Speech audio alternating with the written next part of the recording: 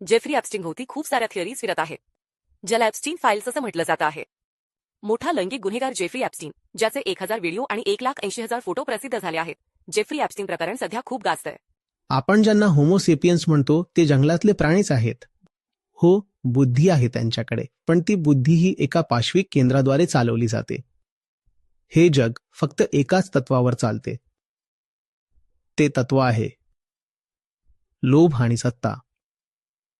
जेव्हा आदिम पाशविक अहंकार काम करतो तेव्हा तो हिंसक पद्धतीनेच वागतो. तो शोषण करण्याच्या उद्देशानेच वागतो. जेव्हा तुम्ही कुणाकडेही पाहाल तेव्हा तुमची पहिली समजूत ही असली पाहिजे की मी एका प्राण्याकडे पाहतोय. ठीक आहे, मोठा VIP असेल काही फरक पडत नाही. एक फॉर्मल कपडे घातलेला प्राणी, लक्झरी गाडीत बसलेला, लॅपटॉपवर काम करणारा, पण तरीही तो एक प्राणीच आहे. टाय घातलेला गोरिला. आता तुम्हाला आश्चर्य वाटणार नाही